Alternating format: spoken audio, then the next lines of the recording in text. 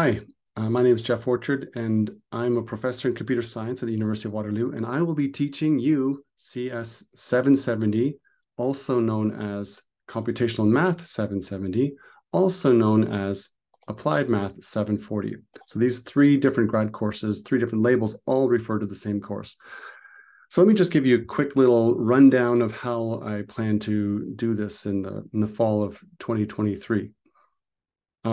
Of course, you can see this web page. It's available to you. It's got a description of the course. But let me just, you can read that yourself. Let me just show you some stuff more specific to my particular offering. It's numerical analysis, and this is a draft of the syllabus that I'll be using. But it gives a little bit more description of the course. Basically, it's all about numerical methods for solving linear systems of equations, for doing the Fourier transform and that sort of signal processing, root findings. So some very common tasks, sort of computational tasks. And in particular, we'll look at how inaccuracies like round-off errors caused by the use of floating point number systems, like every computer uses a floating point number system, how minor errors, tiny errors in that number system can impact these different computations. So it lists a whole bunch of topics here. Maybe you've already read it now. In terms of prerequisites, you're all coming from different backgrounds. A basic undergrad course in numerical methods is helpful, and Python programming is strongly recommended. We will be using Python. If you've taken lots of numerical methods courses, then maybe this is not the right course for you, because you might be kind of repeating a lot of stuff. Here's the topic outline tentatively. One thing I didn't mention was ordinary differential equations. We'll be doing numerical solutions of ordinary differential equations. But there's a list of stuff, some time permitting eigenvectors and eigenvalue stuff at the end, maybe some singular value decomposition. If you want to sign up for the course, or at least check out what's going on as the course gets underway, sign up for the course on Piazza. And so this link here, I don't want to click on right now, but you can see at the very bottom there, Piazza UR Fall 2023, CS 770, this stuff down here. Anyway, I'll also be posting your marks and things on Desire to Learn, but most of the communication will happen in Piazza. Some textbooks that you can use. In terms of evaluation, there will be, I think, 6 assignments shown here. Tentative dates, these are maybe dates from past years. 50% of your evaluation will be on the assignments, and 50% will be on a final exam. We will be programming in Python, as I described, in particular using Jupyter Notebook. So here's just a quick example of a Jupyter Notebook. Maybe you've seen this before. If you have, then great. If you've not, then this is the sort of thing you'll be dealing with. This particular thing is just an example script that I've written that plots some stuff to do with differential equations. So it's a script that you'll see me refer to in the lectures. Speaking of lectures, the way I tend to give lectures is I have these notes that are incomplete, and during the lectures I go through and I complete them. So for example, here, I would have written stuff down, and at this point I would say, let y1 of x equal y of x, etc. And I'll make these blanked notes available to you ahead of time. You can print them and then fill in the gaps during the lecture. Some people have tablets and things, and they can write directly onto the notes with their stylus. Some people don't bother printing them out. They just try to copy notes as they go. But I do have a lot of sort of connecting text that it's not worth writing all that down. So that's available to you. So that's kind of how the course works. Let's see what else is here. That's most of the details. Of course, you can show up on the first week, and some of the details in this outline might have changed by then, but this gives you the basic running of the course, and hope to see you in the fall of 2023. Hi, I'm Steve Avasis. I'm the instructor for Optimization in Data Science, which is CO 673 and CS 794, offered in the fall of 2023. So I'll explain first the course outline, and then I'll go over now an example of something that we're going to talk about in the course. I'll start by sharing my screen. The course goals are basically using optimization to solve data science problems. So recognizing the problems, selecting algorithmic techniques, coding, analyzing, and also using modeling languages. The prerequisites, there are no prerequisites in terms of specific courses, but instead the prerequisites are things that you should already know. So those would be linear algebra, multivariate calculus, analysis, probability, and some basic stuff from analysis and probability. And you also need to know how to program. And in one of the four languages, Python, MATLAB, Julia, or R. So here's the list of topics. I'm not going to read them because it's a pretty long list. But there is a course outline that is posted, I think, in the CS department and also in the CNO department.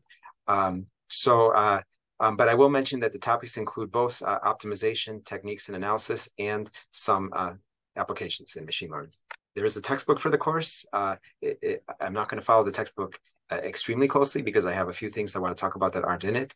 But it is the Optimization for Data Analysis by Steve Wright and Ben Recht, and it's available for free on the publisher's website, Cambridge University Press. So if you want to print a copy, you can. I asked the bookstore to stock a few for people who want print copies. The assessments in the course are in the form of 6 assignments. Each assignment will consist of analytic questions and 1 or more coding projects. And you can use any of the 4 languages I mentioned earlier for your coding projects.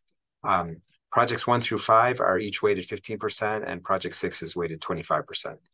I'm allowing teams, and I'll say more about that as the course starts. So now I'll just go over an example application of optimization in data science. The sort of large problem is handwriting recognition. Automatically decode human written letters or digits. So from that very general problem, I'm going to zoom in a lot to a very specific problem for a particular data set, a very well-known data set in the machine learning community, the MNIST handwritten digit collection. Just can we distinguish the 2s from the 3s? Okay, so there are the MNIST data set consists of many grayscale images of actual digits written by people and then scanned. So here are some of the 2s that are in the data set, and here are some of the 3s that are in the data set. And so we'd like to be able to distinguish 2s from 3s.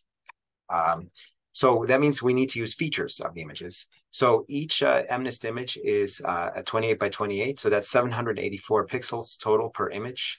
And each pixel is a gray level. And so we can think of the features of each image as being those pixels, so that there is a feature vector with 784 entries per image. Now, in machine learning, it's often advisable to construct additional features that you derive from just the raw data, the pixels. And that can be done here, and I'll discuss that a little bit in the course. But I didn't do it for the example that I'm presenting right now. I just used the raw data. Okay, so the technique I use to classify is called a support vector machine that I'll talk about more in the course. So A will be the images that are 2s, B will be the images that are 3s.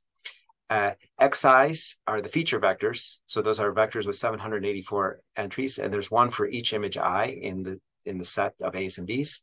What we're looking for is a classification vector U such the inner product of U and XI is positive if I is in A, and it's negative if I is in B.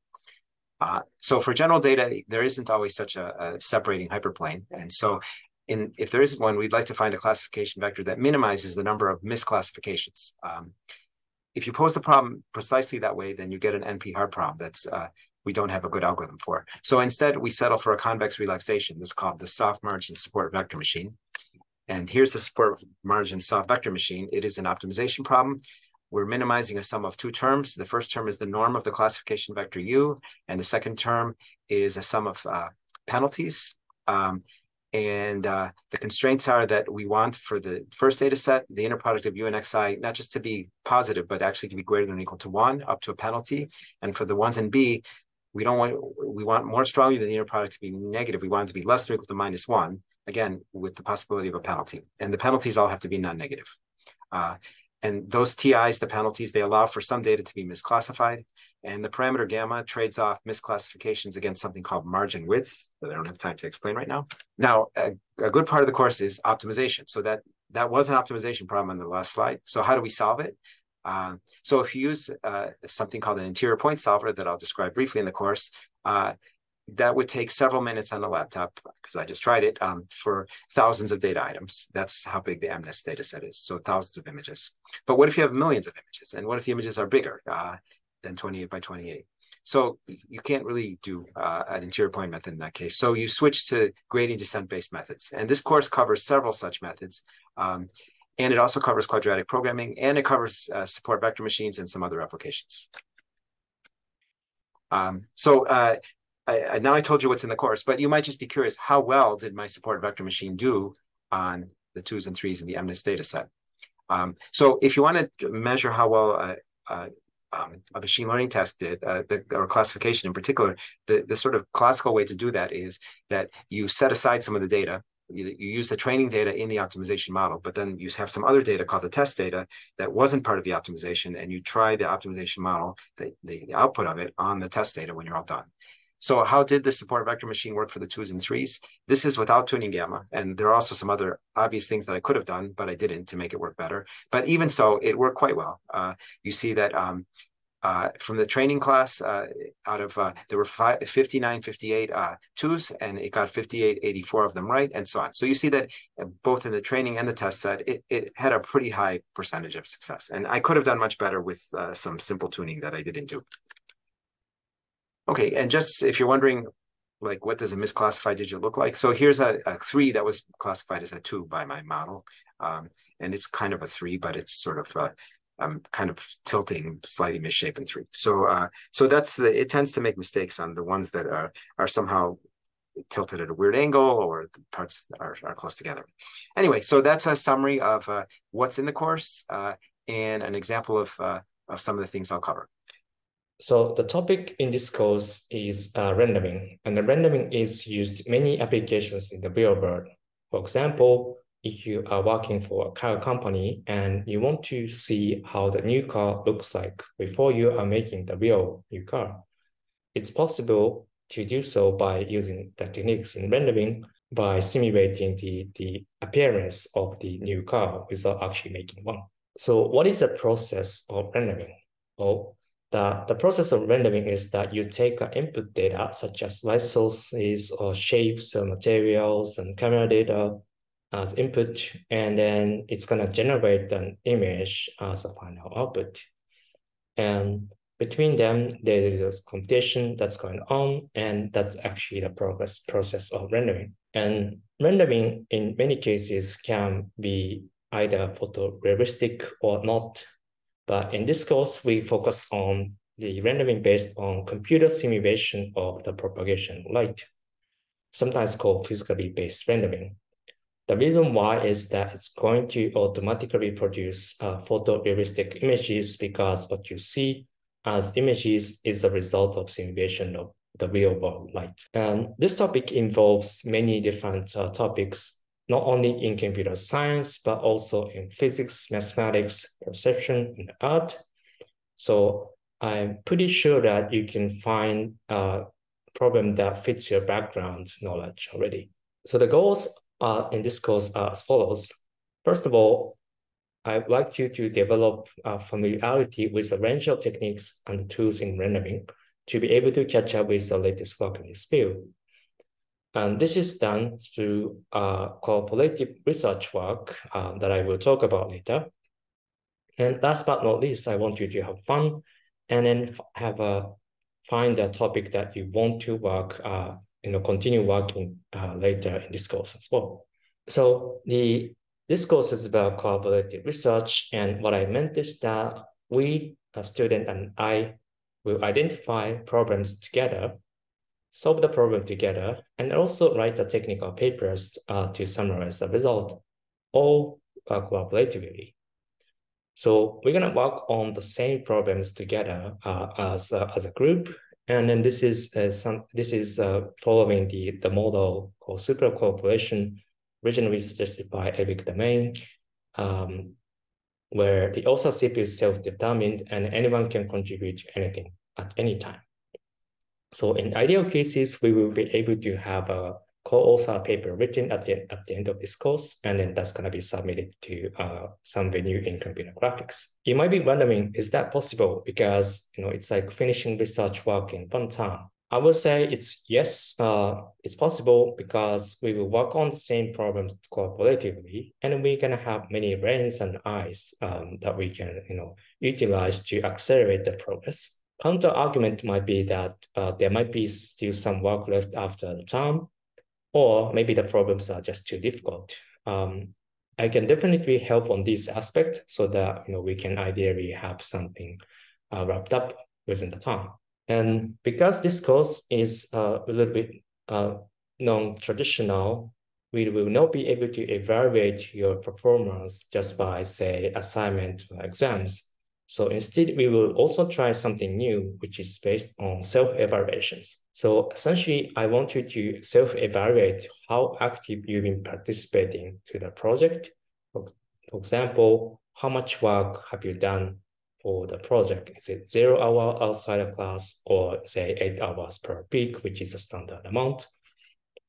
And unlike the assignment or exams, a mistake will not be penalized. Rather, your active participation and making a lot of mistakes are encouraged. And instructors I and a student will discuss self-evaluations at the end of this course and then decide a final grade so that it's going to be fair for everyone. And roughly speaking, the schedule is as follows. So first 2 weeks, I will introduce the idea of super collaborations or working research in a collaborative manner. And I also talk about some of the meta research skills, such as how to read, write papers, and then also how to find a topic that's interesting and also publishable. And the rest of the course is about working sessions. Each session maybe consists of collaboratively discuss progress so far and revisit problems, and then also try to come up with a solution together, and then decide a plan for next week. And like I said, there will be no midterm or final for this course. So I will give you some examples about the topics we might be able to work on. There's this algorithm called ray tracing that is basically used as a building block for realistic image synthesis. And making this algorithm as fast as possible is an important problem, and that will involve some research in algorithm and also have high performance computing. It is also important to be able to have a mathematical model, say equations for modeling the behavior of reflections and refractions of light. And this involves the optics and algebra. Say if you want to find mathematical equations for modeling the appearance of this scratch on screen, how do we do that? Just like any other fields in computer science, there's increasing usage of machine learning in computer graphics as well. So there the idea is like how we're going to use machine learning to accelerate computation and rendering. So what I expect from you is that you are willing to work on the problems cooperatively, and you are enthusiastic for problems related to computer graphics. And then you'll be able to work on problems outside class without an external pressure, such as just doing assignment. And hopefully you can contribute something based on what you are already good at. And what you can expect from this course is that you will gain an experience to work with others, and you will have a structured way to work on research projects and then potentially solutions to the open problems. And maybe we will be able to have a paper written together. And throughout this effort, you'll be able to have relevant technical skills and knowledge on the research project.